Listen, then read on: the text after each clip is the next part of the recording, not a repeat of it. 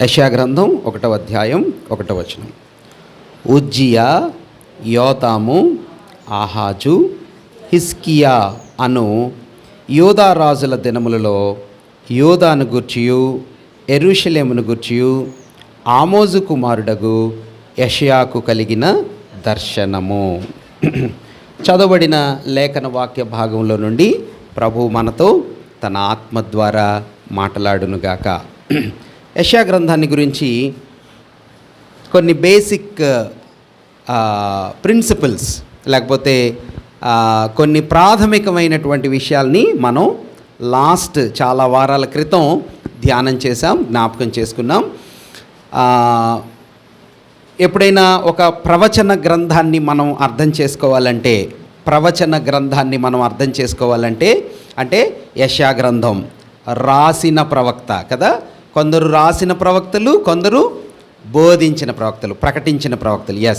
నోటితో చెప్పిన ప్రవక్తలు, చేతులతో రాసిన ప్రవక్తలు. వాళ్ళలో రాసినటువంటి ప్రవక్తలలో యెషయా గ్రంథం, ఇలాగా ఇర్మియా గ్రంథం, యెహెజ్కేలు గ్రంథం, దానియేలు గ్రంథం ఇలా ఉంటాయని ఆల్రెడీ మనం చెప్పుకున్నాం. అయితే ఏ ప్రవక్త గ్రంథమైనా మనం తెలుసుకోవాలంటే, ఏ ప్రవక్త గ్రంథమైనా మనం అర్థం చేసుకొని చదువుతున్నప్పుడు అది గ్రహించగలగాలంటే ముందుగా ఏం చదవాలి, ముందుగా ఏం తెలుసుకోవాలి కదా. చెప్పుకున్నాం కదా మనం. మీకు జ్ఞాపకం ఉంటే చెప్పండి. ప్రవక్త అయిన యెషయా గ్రంథం ఒట్టిగా చదివితే మీకు అర్థం కాదు, మనకెవరికి అర్థం కాదు. కానీ మరి ఏం చదవాలంటే రాజుల గ్రంథాలని చదవాలి, రాజుల గ్రంథం చదవాలి, లేకపోతే దినవృత్తాంతాల గ్రంథాన్ని చదవాలి. సమూయేలు మొదటి గ్రంథం నుంచి దినవృత్తాంతాల ఆఖరి గ్రంథం వరకు ఎవరిని గురించిన వివరాలు ఉంటాయో మీరు చెప్పగలరా? అందుకనే దేవుని వాక్యం బాగా మీరు చదవాలి. మళ్ళీ చెప్తున్నాను చూడండి. సమూయేలు మొదటి గ్రంథం నుంచి దినవృత్తాంతాల 2వ గ్రంథం ఆఖరి అధ్యాయం వరకు సమూయేలు పుట్టుకుంటుంది. సమూయేలు తర్వాత భక్తుడైనటువంటి సౌలు రాజుగా ఏర్పాటు చేయబడిన విధానం ఉంటుంది. సౌలు రాజు పడిపోయిన తర్వాత దావీదు రాజు రావటం ఉంటుంది. దావీదు గొల్యాతు చరిత్ర తెలుసు, కానీ మాకు అవన్నీ అక్కర్లేదంటే కుదరదు. దేవుని వాక్యాన్ని అర్థం చేసుకోవాలంటే అవన్నీ చదవాలన్నమాట. భక్తుడైనటువంటి దావీదు, ఆయన తర్వాత ఆయన కుమారుడైన సొలొమోను తర్వాత రాజ్యం 2గా విభజించబడిన విధానం, ఇశ్రాయేలు రాజుల చరిత్ర, తర్వాత యూదా రాజుల చరిత్ర. ఇప్పుడు విషయం ఏమిటంటే ఇశ్రాయేలు రాజుల చరిత్ర ఒకవైపు నడుస్తూ ఉంటే, ఇశ్రాయేల్ రాజులు పైన ఉంటారా కింద ఉంటారమ్మా? శబాష్, వెరీ గుడ్, బాగా చెప్పారు. ఆ సత్యాలు, ఆ ప్రిన్సిపల్స్, ఆ ఫండమెంటల్ ఇన్ఫర్మేషన్ మీకు అర్థమైతే వాక్యం బాగా మీకు అర్థమైద్ది. యూదా రాజులు క్రిందుంటారు, గుడ్. ఇప్పుడు క్రిందుండే రాజుల చరిత్ర, పైనుండే రాజుల చరిత్ర, రాజుల గ్రంథం, దినవృత్తాంతాల గ్రంథాలు రెండిటిలోనూ ప్యారలల్గా కనిపించిద్ది అన్నమాట. ఎలా కనిపించింది హనో? ప్యారలల్గా కనిపించింది. అంటే యూదా రాజులు పైన ఒకవేళ ఇశ్రాయేలు రాజులు పలానా ఆయన వచ్చాడు, సుబ్బారావు వచ్చాడు, అప్పారావు వచ్చాడు, ఆయన ఏలుబడి ఆయన పరిపాలన చేస్తున్న 20వ సంవత్సరంలో క్రింద యూదా దేశంలో పలానా రాజు అప్పుడు రాజు అయ్యాడు, అలాగ రాస్తా ఉంటారనమాట. ఏ గ్రంథాలు చెప్పాను నేను? ఏ గ్రంథాలు చెప్పండి. సమూయేలు మొదటి గ్రంథం నుంచి మొదలు పెట్టుకుంటే దినవృత్తాంతాల 2వ గ్రంథం వరకు ఇలానే ఉంటుంది చరిత్ర అంతా. ఇప్పుడు మనం రాజుల గురించి, ఆయన చెడ్డోడు, ఆయన మంచోడు కాదు, వాళ్ళ అమ్మాయి పేరు మరి వాళ్ళ నాన్న ఇలా చేశాడు, ఈయన దుష్టరాజు అని కొందరు రాజుల గురించి మనకు కనిపిస్తూ ఉంటుంది. విశేషం ఏమిటంటే ఆ రాజులు ఒక్కళ్ళ గురించే చదివితే కూడా ఉపయోగం లేదు. ఆ రాజుల సమయంలో, ఆ రాజ్య పరిపాలనా సమయంలో దేవుడు ఆయన బిడ్డల్ని, ఆయన సేవకుల్ని నిలబెట్టి వాడుకుంటూ ఉన్నాడు. అది కూడా చాలా విశేషమైన సత్యం కదా. నాయకుడు, సేవకుడు, ఇలా గుర్తుపెట్టుకుంటారా? ఈజీగా ఉంటుంది. నాయకుడు అంటే ఎవరమ్మా? రాజుగారు. ఆయనేమో దేవుని ప్రతినిధే కానీ దేవునికి ఇష్టంగా జీవించట్లా. దేవునికి ప్రతినిధులుగా ఉన్న బిడ్డలు ఆయనకి ఇష్టలుగా జీవించనప్పుడు ఆయన ఎవరిని పంపిస్తాడు? వెరీ గుడ్, ప్రవక్తల్ని పంపిస్తాడు, సేవకుల్ని పంపిస్తాడు. కాబట్టి పైన ఒక లైన్ మీరు గీసుకుంటే అందులో నాయకుల వివరాలను మీరు అధ్యయనం చేయాలి. పలానా నాయకుడు, పలానా నాయకుడు, పలానా రాజు, పలానా రాజు, అలా చదవాలి. ఆ రాజు సమయంలో సేవకుడెవరు కదా? పలానా సేవకుడు ఏలియా, ఆహాబు సమయంలో ప్రవక్త కదా. ఏలియా తర్వాత ఎలీషా సేవకుడు, పలానా రాజు నాయకుడు, నాయకుడు సేవకుడు, నాయకుడు సేవకుడు. ఇలాగ ప్యారలల్గా ఇశ్రాయేలీల చరిత్ర అంతా మీరు ధ్యానం చేయాలా. చాలా అర్థవంతంగా ఉంటుంది కదా. ఇశ్రాయేల్ చరిత్ర ధ్యానం చేయాలా. క్రింద వైపు రాజులని అంటే ఎవరాళ్ళు? యోధా రాజుల చరిత్రను కూడా అట్లానే మీరు ధ్యానం చేయాలా. రాజు ఎవరు, రాజ్యం ఎలా ఉంది, పొలిటికల్ సిట్యువేషన్ ఎలా ఉంది, మత సంబంధమైన భక్తి జీవితం ఎలా ఉంది, ఎకనామికల్ కండిషన్ ఎలా ఉంది, చుట్టుపక్కల రాజ్యాల పరిస్థితులు ఎలా ఉన్నాయి, సరౌండింగ్ రాజులతో వీళ్ళ రిలేషన్స్ ఎట్లా ఉన్నాయి. అంటే దీన్ని ఏమంటారన్నా? పృథ్వీ చెప్పాలా, ఏమంటారు దీన్ని? ఫారెన్ పాలసీ అంటే తెలుసా మీకు? మాకెందుకన్నా గుంటూరులో ఉండేవాళ్ళకంటారా? ఫారెన్ పాలసీ అంటే మన దేశం మన చుట్టుపక్కల ఉన్న దేశాలతో ఎలాంటి సంబంధం కలిగి ఉంది. అది చాలా ప్రాముఖ్యమైన విషయం. మనం ఏ దేశాలతో స్నేహితులంగా ఉంటున్నామో, ఏ దేశాలతో శత్రువులంగా ఉంటున్నామో దాని మీద మన దేశం యొక్క శాంతి, భద్రత, అభివృద్ధి ఆధారపడి ఉంటాయి. అలానే దేవుని పిల్లల జీవితం కదా, అలానే సంఘ జీవితం. ఎవరితో మనం స్నేహితులమో, ఎవరితో మనం శత్రువులమో, ఎవరితో కలిసి ఉంటామో, ఎవరితో వేరుగా ఉంటామో, దీని మీద మన ఆత్మీయ జీవితం ఆధారపడి ఉంటుంది. అంటే వేరే సంఘాలతో కలవకూడదని కాదు నా భావం. మళ్ళీ మీరు అట్లా అనుకున్నాడు. లోకంతో ఎంత క్లోజ్గా ఉంటామో, లోకంతో ఎంత దూరంగా ఉంటామో, ప్రభు సన్నిధిలో ఎంత ఉంటామో, ప్రభుకి దూరంగా ఎట్లా ఉంటామో, దీని మీద మన ఆత్మీయ జీవితం యొక్క అభివృద్ధి, ఆశీర్వాదాలు దీని మీద ఆధారపడి ఉంటాయి. కాబట్టి భక్తులైనటువంటి ప్రవక్తలు ఇలాగా దేవుడు పంపించినప్పుడు రాజుల సమయాల్లో, పరిపాలన సమయాల్లో దేవుని సన్నిధిలో నుంచి ఆయన ప్రజలు తప్పిపోయినప్పుడు ఆయన తన సేవకులను పంపిస్తాడు. ఇంకొక రహస్యం చెప్పాలనుకుంటున్నాను నేను, ఒక సీక్రెట్, అంటే ఒక మంచి అబ్జర్వేషన్. అదేమిటంటే, ఎంత క్రూరమైన రాజుంటే, ఎంత కఠినమైన రాజుంటే, ఎంత దుష్టుడైన రాజు పైన ఉంటే, నాయకుడుంటే, అంత ప్రభావపూరితమైన సేవకుడు ఉంటాడు. తెలుసా అన్న మీకు? రాజు మంచోడు, రాజు బ్రహ్మాండంగా ఉన్నాడు అనుకోండి, సేవకులు బలహీనంగా ఉంటారు. గమనించండి అమ్మా, మీరు నేను చెప్పిన సూత్రాన్ని గమనించండి. నాయకుడేమో దుష్టుడు, కఠినుడు, దుర్మార్గుడు, ఆయన పిల్లల్ని కనిపిస్తే చంపేస్తానంటాడు. అలాంటి సమయాల్లో ఎలాంటి ప్రవక్తలు ఉన్నారు తెలుసా? ఎలాంటి ప్రవక్తలు ఉన్నారన్నా? ప్రభావపూరితమైన ప్రవక్తలు ఉన్నారు. ఉదాహరణకు ఒక ఆయన పేరు చెప్పండి. గుడ్, వెరీ గుడ్, ఏలియా. ప్రవక్తలందరిలో ఒక కిరీటం లాంటివాడు కదా ఏలియా. కానీ మనం ఏలియా అంటే చంకలు కొట్టుకొని ఆయన మనకి ఏం చేశాడు? ఆకాశం నుంచి అగ్ని కురిపించాడన్నా, ప్రార్థన చేస్తే ఎంత గొప్ప ప్రవక్త, వాట్ ఎ పవర్ఫుల్ ప్రాఫిట్ అని మనం చెప్పుకుంటాం. కానీ ఆయన ఎలాంటి వాళ్ళ సమయంలో ఉన్నాడు తెలుసా? ఎలాంటి వాళ్ళ సమయంలో ఉన్నాడన్నా? ఆహాబు అనే ఒక దుష్టుడైన రాజున్నాడు. ఆయన కంటే దుష్టురాలైన ఆయన భార్య, ఆమె పేరు చెప్పండి. ఆహాబు వాళ్ళ భార్య పేరు మీకు తెలీదా? సుబ్బాయమ్మ కాదు. ఏం పేరు చెప్పండి? యెజబేలు చాలా భయంకరమైన క్రూరురాలు. ఆమె ఏం చెప్పిందో తెలుసా? యెహోవా ప్రవక్త ఎవరైనా కనిపిస్తే వెంటనే ఆయన్ని, రేపటికల్లా ఆయన కనబడకూడదు. అలాంటి పరిస్థితులు ఉన్నాయి మనకి? లేవు. కానీ అలాంటి పరిస్థితుల్లో గొప్ప సాధనంగా, వెరీ వెరీ పవర్ఫుల్ మ్యాన్. అసలు ఒక రకంగా చెప్పాలంటే ఏలియాకి ఏమనిపించిందంటే, నేను తప్ప ఇంకెవ్వరు దేవుని కోసం నిలబడ్డోళ్ళు లేరు అని అనిపించింది. కానీ రహస్యంగా ప్రభువు ఎంతమంది నుంచి అన్నానా 7,000 మంది ప్రవక్తలు ప్రభువు కోసం ఉన్నారు. కాబట్టి మనం అర్థం చేసుకోవాల్సినటువంటి సూత్రం ఏంటంటే, నాయకుడు వ్యతిరేకంగా ఉంటే సేవకుడు అంత బలమైన వాడుగా ఉంటాడు కదా. నాయకుడు బ్రహ్మాండంగా ఉన్నాడు అనుకోండి, సేవకులు బలహీనమైపోతారు. మీకు ఇంకొక రహస్య సూత్రం చెప్తా. ఎక్కువ శ్రమ ఉన్నప్పుడు సంఘం ఎక్కువ బలంగా ఉంటుంది.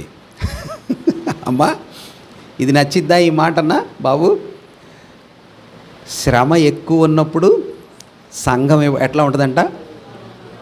బలంగా ఉంటుందంట.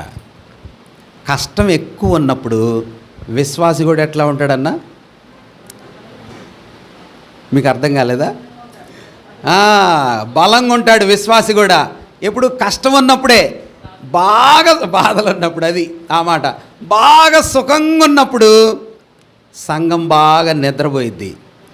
రిచ్నెస్ ఎక్కువైపోయినప్పుడు, బాగా డబ్బులు ఎక్కువ ఉన్నప్పుడు, అన్నీ సమృద్ధిగా ఉన్నప్పుడు ఆత్మీయత డౌన్ అయిపోయిద్ది. అలా అని అన్నీ ఉన్నప్పుడు కూడా ప్రభుకి ఘనంగా దగ్గరగా ఉన్న సేవకులు ఉన్నారు. కానీ సాధారణంగా జనరల్గా కనిపించే రూల్ అది. ఓకే, కాబట్టి భక్తుడైన యెషయా మరి ఎవరి సమయంలో, ఎలాంటి వాళ్ళ సమయంలో ఆయన పనిచేశాడు అనే సత్యాన్ని మనం ఇక్కడ గమనించగలం. ఇశ్రాయేలీల జీవితంలో 4 ప్రాముఖ్యమైన నాయకులు ఉన్నారు అని మనం చెప్పుకున్నాం కదా. ఎవరంటే వాళ్ళు రాజులు, కాపరులు, ఆ తర్వాత బోధకులు, పెద్దలు కదా. అలాగా యాజకులు, ప్రవక్తలు, రాజులు, న్యాయాధిపతులు, వీళ్ళు పాత నిబంధనలో ప్రముఖులైన అధినేతలు. మరి క్రొత్త నిబంధనలో కూడా కాపరులు, అధ్యక్షులు, సువార్తికులు, బోధకులు. నాయకులు చెడిపోతే దేశం చెడిపోయిద్ది. సంఘమును నడిపించేటటువంటి దైవ సేవకులు సరిగా లేకపోతే సంఘము, దేవుని ప్రజలు కూడా చెడిపోతారు, పాడైపోతారు అనే సత్యాన్ని మనం గమనించాం కదా. మాత్రమే కాకుండా ఇశ్రాయేలీల చరిత్ర అంతటిని 4 సీలతో, సి అనే అక్షరంతో ఒక దైవ సేవకుడు రాశాడు. అది నాకు బాగా నచ్చింది, మీకు చెప్పాలనుకుంటున్నాను నేను. ఇశ్రాయేలీల జీవితాన్ని 4 సి అనే అక్షరాలతో చెప్పాడనమాట. 1, ఇశ్రాయేలీల జీవితం అంతా క్యాంప్ అని చెప్పాడు. First beginning camp. క్యాంప్ అంటే ఏంటమ్మా? ఇశ్రాయేల్ యాత్ర జీవితం అనమాట. గుడారంలో ఎక్కడెక్కడ యాత్ర? ఇశ్రాయేల్ దేశం వాళ్ళు మొదలు పెట్టుకుంటే ఐగుప్తు దేశాన్ని నుంచి మొదలు పెట్టుకుంటే వాళ్ళు ప్రయాణం చేస్తూ ఎప్పుడు చూసినా ఎక్కడ ఉంటారన్నా? గుడారాల్లో ఉంటారన్నమాట. ఆ ఫేజ్ అంతా ఒక రకంగా చెప్పుకోవాలంటే ఇశ్రాయేలీల జీవితాన్ని క్యాంప్ లైఫ్ అని చెప్పొచ్చు అన్నాడు. ఏం లైఫ్ అంటున్నానా? క్యాంప్ లైఫ్ అన్నాడు. రెండవ మాట ఏమన్నాడంటే కామన్వెల్త్ అన్నాడు. కామన్వెల్త్ అంటే ఇశ్రాయేలీలు కనానులోకి వచ్చిన తర్వాత, యెహోషువ భక్తుడు చనిపోయిన తర్వాత వాళ్ళకి దేవుడు ఎవరిని ఏర్పాటు చేశాడు? న్యాయాధిపతులను ఏర్పాటు చేశాడు కదా. ఈ న్యాయాధిపతులు ఏం చేశారంటే అందరినీ కలుపుకున్నారు కదా. ఒకే ఒక న్యాయాధిపతి ఉంటాడు. ఆయన తన ప్రజలందరినీ కలుపుకొని వాళ్ళ కోసం కష్టపడి ప్రయాసపడి విజయాన్ని తీసుకొని వచ్చేవాడు. ఆ ఫేజ్ని, లేకపోతే ఆ పీరియడ్ ఆఫ్ టైంని ఒక దైవ సేవకుడు ఇట్లా సింపుల్గా రాశాడు. ఏమన్నాడంటే కామన్వెల్త్ అంటే అందరినీ కలుపుకొని అన్ని గోత్రాలు కలిసి ఒక నాయకుడి క్రింద పనిచేయటం అన్నమాట. ఓకే, 1 క్యాంప్ ఫేజ్, గుడారపు జీవితం. 2 కామన్వెల్త్ అంటే అన్ని గోత్రాల వాళ్ళని, తెగల వాళ్ళని కలుపుకొని జీవించటం.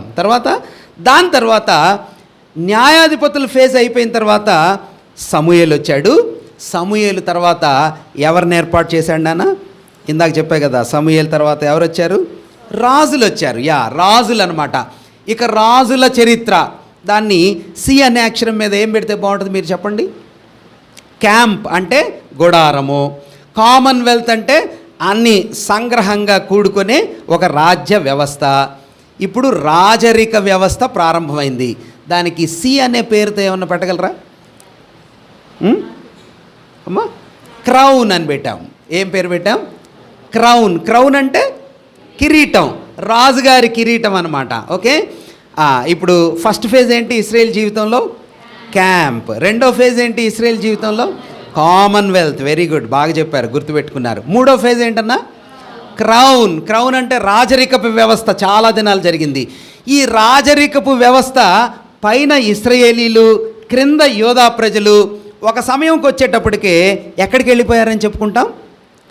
చెరలోకి వెళ్ళిపోయారు. చెర అంటే బానిసత్వంలోకి వెళ్ళిపోయారు. పైన ఇశ్రాయేలు దేశం ఏ చెరలోకి వెళ్ళారు చెప్పండి? అష్షూరు చెరలోకి వెళ్ళారు. వెరీ గుడ్, బాగా చెప్పారు. క్రింద యోధా ప్రజలు ఏ చెరలోకి వెళ్ళారు? వెరీ గుడ్, బబులోను చెరలోకి వెళ్ళారు. పైనోళ్ళేమో అష్షూరుకి, క్రిందోళ్ళేమో బబులోనికి. ఇలాగ క్యాప్టివిటీలోకి వెళ్ళిపోయారు. ఇప్పుడు 4వ అక్షరం ఏమని చెప్పుకోవచ్చు? క్యాప్టివిటీ కదా, క్యాప్టివ్స్.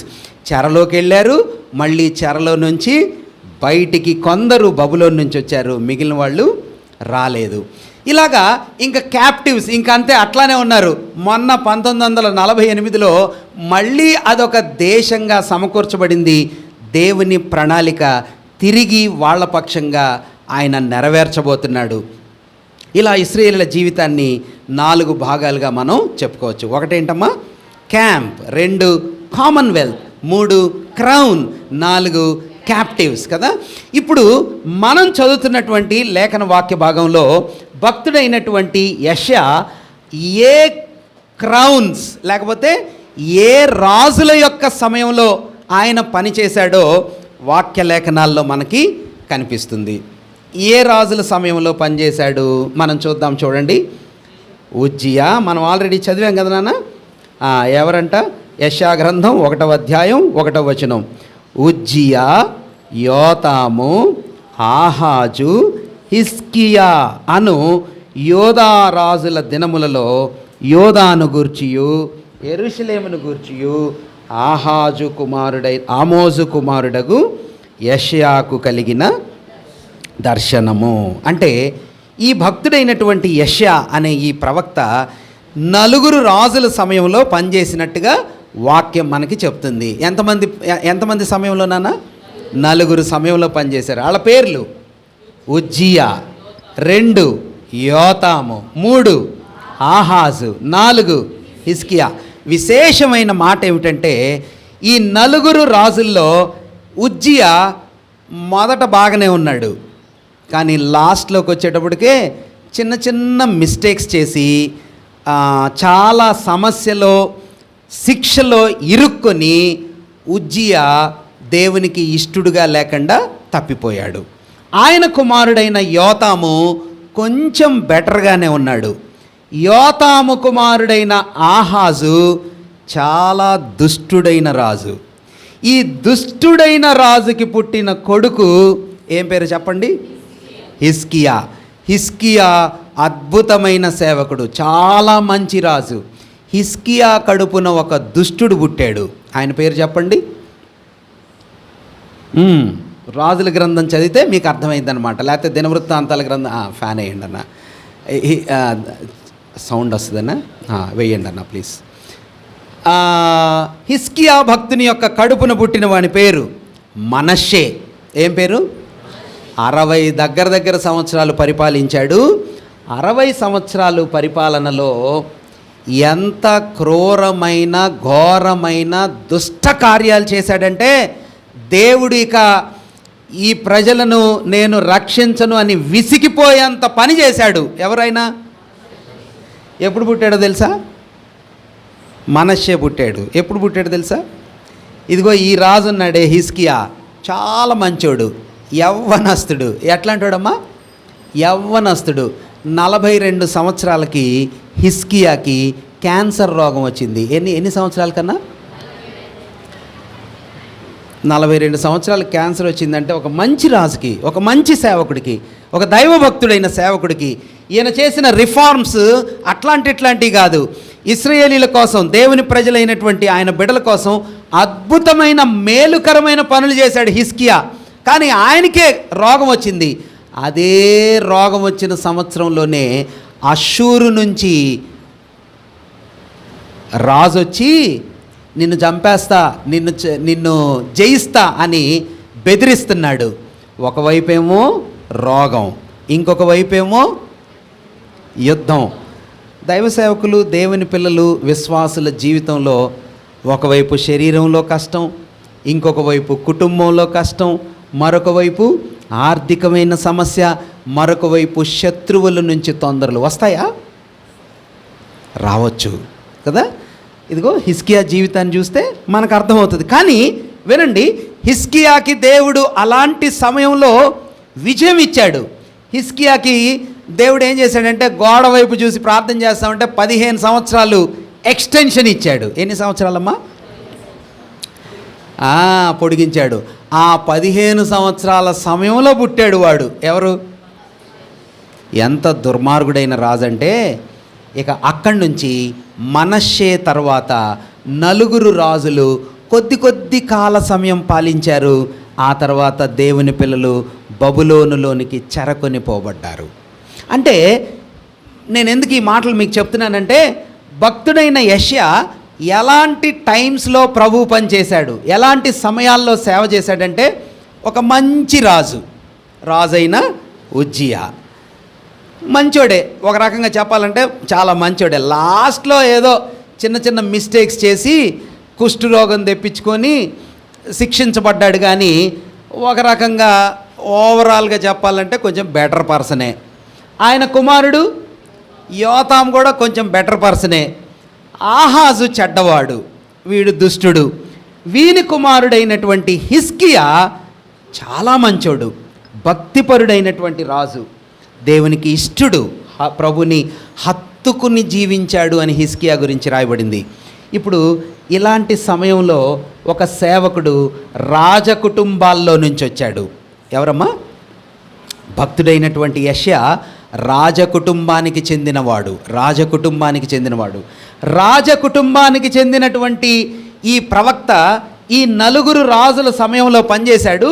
ఇక వీళ్ళ తర్వాత మనష్షే తర్వాత ఇక ఒక 4-5 రాజులు, వాళ్ళ తర్వాత ఇక సంపూర్తిగా బబులోను చెరలోకి వెళ్ళిపోయింది. ఇక్కడ చెప్పాడు, ఏమని చెప్పాడంటే, మీరు దేవుని మాట వినకపోతే ఏమవుతారు? బబులోనికి వెళ్తారు. ఇప్పుడు చెప్పాడు. అంటే దగ్గరగా 200 సంవత్సరాల ముందు చెప్తా ఉన్నాడు. ఏమని? దేవుడు మీ మీద మార్చుకోండి, మారు మనసు పొందండి, ప్రభు మీతో మంచిగా లేడు, దేవుడు మీ మీద కోపంగా ఉన్నాడు కదా. చూస్తున్నారా? మీరు అర్థం చేసుకుంటున్నారా?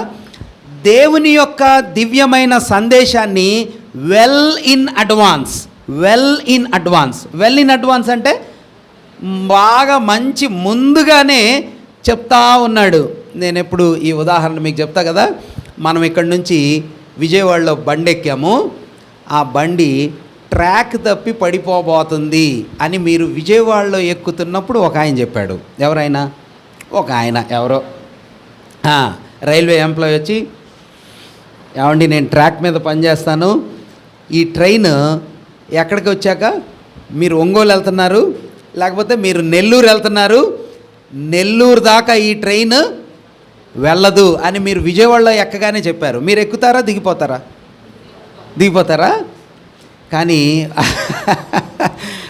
కానీ మీకేం చెప్పాడంటే, నెల్లూరులో మీరు ఈ ట్రైన్లో వస్తేనే మీకు 2 కిలోల బంగారం ఇస్తారండి అని చెప్పాడు. నిజమే. ఎంతమ్మా? ఇప్పుడు చెప్పండి, ఎక్కుతారా, దిగిపోతారా? అన్నా ఎక్కుతారు. 100% ఎక్కుతారు. ఎందుకంటే జెస్సీ పెళ్ళి కూడా ఉంది, డబ్బులు ఉపయోగపడతాయి అనుకుంటారు కదా. ఎక్కి అయ్యా పడిపోయిద్ది అని చెప్పినా ఎక్కుతాం. కానీ వినండి, ఒంగోలు దగ్గర, అంటే మీరు నెల్లూరుకి వెళ్ళాలా, ఒంగోలు దగ్గర ఇంకా 2-3 స్టేషన్లు దాటితే ఒంగోలు వచ్చిద్ది, నెల్లూరు వచ్చిద్ది, ఇంకా అక్కడ మీరు కూలిపోతారు అని ఉండగా, ఒంగోలు దగ్గర దేవుని సేవకుడు ఒక ఆయన పరిగెత్తుకుంటూ వచ్చి, అన్నా మీరు ఇంకా ట్రైన్లోనే ఉన్నారా, తొందరగా దిగండి అన్న, మీరు అక్కడికి వెళ్తే చచ్చిపోతారన్నా, ట్రైన్ కూలిపోయిద్దన్నా అని చెప్తున్నారనుకోండి, ఊరుకోవయ్యా కిలో బంగారం దొరుకుతుంది మేము వెళ్తామని ఒకవేళ వెళ్తే ఎలా ఉంటుంది చూడండి. నేను ఊరికి అర్థం అవటం కోసం అలా చెప్పాను. కానీ దేవుని పిల్లలైన ఇశ్రాయేలీల్ని లేకపోతే యూదుల్ని భక్తుడైనటువంటి యెషయా అలా ఒంగోలులో, నెల్లూరులో కూలిపోతారు, ఒంగోలు స్టేషన్ దగ్గర, అంటే అంత సమీపంగా ఉండగా కొన్ని సంవత్సరాలు జరగగానే మీరు చనిపోతారు, క్యాప్టివ్స్ వెళ్ళిపోతారు, చెరలోకి వెళ్ళిపోతారు, ప్రభు మిమ్మల్ని శిక్షించబోతున్నాడని హెచ్చరించి పనిచేసినటువంటి దైవ సేవకుడు ఎవరమ్మా? యెషయా భక్తుడు. ఈ ఉదయకాల సమయంలో యెషయా గ్రంథం అంతటిని అర్థం చేసుకోవటానికి 4 భాగాలుగా నేను ఇలాగా మీకు చార్ట్ తయారు చేశాను. ఈ చార్ట్ని అన్న మంచి ప్రింట్స్ కూడా తీశారు, మీకు ఇస్తాను వెళ్ళేటప్పుడు. కానీ ఫస్ట్ నేను చెప్పినప్పుడు వినండి, తర్వాత ఈ విషయాలను మీరు వ్యక్తిగతంగా ధ్యానం చేసినప్పుడు మీకు అర్థమవటానికి ఇవి సహాయం చేస్తాయి.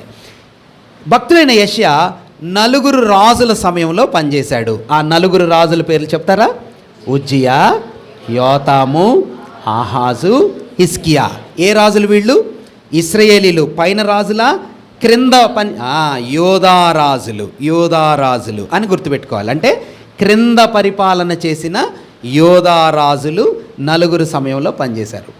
ఈ భక్తుడైన యెషయా తన గ్రంథాన్ని మనం చదువుతున్నప్పుడు రాసినటువంటి వివరాల్లో 4 దేశాలను గురించి ప్రముఖంగా మాట్లాడాడు. ఎన్ని దేశాలమ్మా? 4. లాస్ట్ వీక్ నేను మీకు ఉత్తరం వైపు ఏ శత్రు ఆ వివరాలన్నీ మంచి కలర్స్తో అన్న యూట్యూబ్లో కూడా పెట్టాడు, మీరు తర్వాత వాటిని కూడా చూసుకోవచ్చు. కానీ మనం అర్థం చేసుకోవటానికి లాస్ట్ టైం నేను మీకు ఆ వివరాలు చెప్పాను. ఇప్పుడు మనం ఇది గుర్తుపెట్టుకోవాలి. భక్తుడైన యెషయా 4 దేశాలని మనసులో పెట్టుకొని వాటిని గురించి ప్రవచించాడు, వాటిని గురించి హైలైట్ చేసి మాట్లాడాడు. 1 ఇశ్రాయేలు దేశం. ఇశ్రాయేల్ దేశం అంటే ఎవరు? పైన, వెరీ గుడ్. 2 యోధా దేశం. యోధా దేశం అంటే ఎక్కడ ఉంటుంది? క్రింద, సౌత్ దేశం. వీళ్ళిద్దరూ దేవుని ప్రజలే. ఇప్పుడు మీరేం గమనించాలంటే ఉజ్జియా, యోతాము, ఆహాజు, హిజ్కియా కింద రాజులు. గుడ్. ఇప్పుడు వీళ్ళ ప్యారలల్లో, అంటే వీళ్ళు క్రింద పరిపాలన చేస్తున్నప్పుడు పైన ఎవరు పరిపాలన చేస్తున్నారు? పైన అంటే ఎక్కడ? ఇశ్రాయేలు దేశంలో ఎవరు పరిపాలన చేస్తున్నారు చూస్తే హిజ్కియా టైంలో మనష్షే అనే హోషయ అనే ఒక రాజు పరిపాలన చేస్తున్నాడు. ఎవరమ్మా? హోషయ అనే రాజు పైన పరిపాలన చేస్తున్నాడు. ఆ హోషయ అనే రాజు పరిపాలన చేస్తున్నప్పుడు పైన ప్రజలందరినీ అష్షూరు రాజు వచ్చి ఎక్కడికి తీసుకెళ్ళాడు? అష్షూరుకు తీసుకొని వెళ్ళిపోయాడు. అన్న మీకు అర్థమవుతుందా? హిజ్కియా మంచి రాజు, కిందోళ్ళు పీస్ఫుల్గా ఉన్నారు. కానీ ఈ క్రింద రాజుల సమయంలో పైన రాజుగారి పేరేం చెప్పాను? హోషయ. హోషయ టైంలో, ఆ రాజైన హోషయ టైంలో పైన దేశాన్ని అంతటిని ఎక్కడికి పట్టుకెళ్ళారన్నా? అష్షూరుకు తీసుకెళ్ళారు. అంటే ఏళ్ళ టైంలోనే, ఈ రాజు టైంలో. అంటే కింద అప్పుడు ఏ సేవకుడు ఉన్నాడు? యెషయా ఉన్నాడు. యెషయా పైన ఇశ్రాయేలుని గురించి కూడా చెప్పాడు. ఇశ్రాయేలీలారా, మీరు తొందరగా వెళ్ళిపోతారు, మీరు అష్షూరుని నమ్ముకుంటున్నారు, మీరు తొందరగా వెళ్ళిపోతారు. ఇంకొక మాట చెప్పనా? పైన రాజుగారి పేరు ఏం చెప్పానమ్మా? హోషయ. ఆ హోషయ అనే ఆయన రాజుగా ఉండగానే మన వాక్య లేఖనంలో హోషయ గ్రంథం అని ఒక గ్రంథం ఉంది. తెలుసా మీకు? ఆ ప్రవక్త గురించి ఏమన్నా మీకు గుర్తుంటే చెప్పండి. హోషయ గ్రంథం రాసినటువంటి ప్రవక్త అయిన హోషయ అని మీకు చెప్పగానే ఆయన గురించి మీకు ఏం గుర్తొచ్చింది? హోషయ ఏం చేశాడమ్మా? హోషయ భక్తుడు, ప్రవక్త అయిన హోషయ. మీరు వాక్యం బాగా చదవాలన్నమాట దీని అర్థం అన్న. హోషయ అనే ఆయన ఆ ప్రవక్త గ్రంథాన్ని చదవని ఇంటికి వెళ్ళాక పురుషులకైతే ఖచ్చితంగా కోపం, కన్నీళ్ళు, అసలు ఏంటి గ్రంథం ఎలా ఉంది అని అనిపించింది. మరి స్త్రీలకి ఏమనిపించిందన్న? ఎగ్జాక్ట్లీ. ఎవరిని పెళ్లి చేసుకున్నాడన్నా? వ్యభిచారం చేసే ఒక ఆమెని పెళ్లి చేసి తెచ్చుకున్నాడు. ఆయన ఇష్టపడి కాదు, ఆయన ప్రేమించి కాదు. దేవుడు చెప్పాడు, హోషేయ పలానా స్థలానికి వెళ్ళు, పలానా దగ్గర వ్యభిచారం చేస్తున్నటువంటి వ్యక్తిని నువ్వు. అమ్మ మీరు గమనించండి, పైన హోషేయ అంటే రక్షకుడు అని అర్థం. ఏంటిదన్నా? హోషేయలో యోషువే యేసయ్య అనే పేరుంది. రక్షకుడు హీబ్రూ భాషలో హోషేయ అంటే యెహోషువ అంటే రక్షకుడు, సేవియర్. యేషువే అంటామే, అది హీబ్రూ భాషలో. ఇప్పుడు మనం యేసయ్య అంటాం కదా, హీబ్రూ భాషలో ఏమంటారు దాన్ని? యేషువే అంటే హోషేయ లేకపోతే యెహోషువ అనే రెండు పేర్లు అర్థాలు ఉన్నాయి. దాని అర్థం ఏంటంటే రాజు రక్షించాల్సిన రక్షకుడు సరిగా లేడు, అందుకని దైవ సేవకుడు కూడా అదే పేరు గలవాడిని దేవుడు పంపించి రాజుగారు చేయాల్సిన రక్షణను ప్రవక్త చెప్తున్నాడు. దేవుడు మిమ్మల్ని శిక్షిస్తాడు, ఆ దేశ పరిస్థితి ఎలా ఉందో చెప్పటం కోసం హోషేయకి చెప్పాడు. ఒక పురుషుణ్ణి వదిలిపెట్టి మాటికి వెళ్ళిపోయే స్త్రీ కండిషన్ని మనం ఏమంటాం? ఏంటన్నా అంత అపనమ్మకస్తురాలు, ఏంటన్నా అంత చెడ్డ వ్యక్తి అంటాం కదా. దేవుని పిల్లలు కూడా అలానే ఉన్నారు ఆత్మీయంగా. అది హోషేయ గ్రంథం యొక్క సారాంశం. ఇప్పుడు ఆ హోషేయ పైన పనిచేస్తున్నాడు, యెషయా క్రింద పనిచేస్తున్నాడు. ఇంతకీ యెషయా అంటే ఏంటో అర్థం తెలుసా? యెహోవా రక్షణ. అమ్మ ఈ మాటలన్నీ ఇవేవో యాదృచ్ఛికంగా మనం గంట ఊరికినే వినెళ్ళటానికి కాదు. ప్రభువు ఆయన పిల్లల కోసం పంపించిన సేవకుల పేర్లు, జీవితాలు, విధానాలు, విషయాలన్నీ కూడా ఆ సమయానికి ఆ పరిస్థితులకు తగ్గట్టుగా వారి జీవితాల్లో మార్పు కలగాలని ప్రభువు పంపించినటువంటి అంశాలు. కింద యెషయా the lord is my salvation, యెహోవాయే రక్షణ అని కింద పనిచేస్తున్నాడు. పైన హోషేయ దేవుడే రక్షణ, యెహోవాయే రక్షణ, ఆయన పైన పనిచేస్తున్నాడు. రాజు రక్షకుడుగా ఉండాల్సిన హోషేయ దారి తప్పిపోయాడు. ఇలాంటి సమయాల్లో హిజ్కియా సమయంలోనే ఇశ్రాయేలీలు అషూరుకు కొనిపోబడ్డారు. యెషయా పైనోళ్ళకు కూడా చెప్పాడు దేవుడు మిమ్మల్ని శిక్షించబోతున్నాడని. కాబట్టి ఒకటి ఇశ్రాయేలు దేశం కోసం పనిచేశాడు, రెండు యోధా దేశం కోసం పనిచేశాడు, మూడు అషూరోళ్ళకు కూడా చెప్పాడు. యెషయా ఏం చెప్పాడమ్మా? అషూరు నువ్వు రెచ్చిపోబాకు, నువ్వు అతిశయపడబాకు, దేవుడు ఒక దండంలాగా నిన్ను వాడుకుంటున్నాడు అంతే. ఎవరిలాగా వాడుకుంటున్నాడనా? దేవుడు నిన్ను ఆయన చేతిలో ఒక దండం అంటే డిసిప్లిన్ చేయటానికి మనం ఏం వాడతామమ్మా? ఇప్పుడు మీ పిల్లలు ఉన్నారు, కర్ర. చెప్పాడు యెషయా, మీరు ఆ గ్రంథాన్ని చదవండి, చాలా బ్యూటిఫుల్గా ఉంటుంది. యెషయా భక్తుడు అంటాడు, అషూరుతో దేవుడు చెప్తున్నటువంటి మాటలు, అషూరు నువ్వు అతిశయపడి దేవుడు నిన్ను దండంగా వాడుకోవాలని నిన్ను కర్రలాగా పట్టుకొని వాడుకుంటుంటే నువ్వేమనుకున్నావు? నువ్వే దేవుడు అనుకున్నావు. ఇప్పుడు ఒక టీచర్ కర్ర తెప్పిస్తాడు కదా. చిన్నప్పుడు మా టీచర్ ఈ జామకాయ చెట్టు కొమ్మలు అవి తెప్పించేవాళ్ళు అనమాట. టీచర్ కర్ర పెట్టి పిల్లల్ని కొడుతున్నారనుకోండి, టీచర్ కొడుతున్నాడా, కర్ర తనకై తాను కొడుతుందా? ఇప్పుడు ఆ కర్ర బాగా అతిశయపడి నేను బాగా కొట్టాను అని కర్ర గొప్పగా ఫీల్ అయిందనుకోండి, అప్పుడు ఆ టీచర్ ఏం చేస్తాడు? కర్రని నువ్వు గొప్ప, వాడు నా పిల్లోడు, వాడిని కరెక్ట్ చేయటానికే నేను కొడుతున్నాను, అంతేగాని నువ్వేదో పెద్ద మంచిదానివని కర్ర మీద నేను వాడుకోవటానికి కాదు. దేవుడు ఆ మాటలు చెప్పాడు అషూరుకి. అషూరు నిన్ను వాడుకున్నాను నేను అంతే, కానీ నువ్వు అతిశయపడ్డావు. అషూరుని గురించిన వివరాలు ఉన్నాయి. 4, అప్పుడే బబులోను రాజ్యం పెరుగుతుంది. అప్పుడే ఏమవుతుందమ్మా? బబులోను ఏ వైపు ఉంటుందో మీరు చెప్పండి. మరి లాస్ట్ గుడ్, షబాష్, గుడ్. తూర్పు వైపు నుంచి వస్తారు, కల్దీల దేశం నుంచి వస్తారు, తూర్పు వైపు నుంచి శత్రువు వస్తాడు అని బబులోను రాజుని గురించిన వివరాలు ఇందులో ఉన్నాయి. 4 రాజుల గురించి చెప్పాడు. వాళ్ళ పేర్లు చెప్పండి.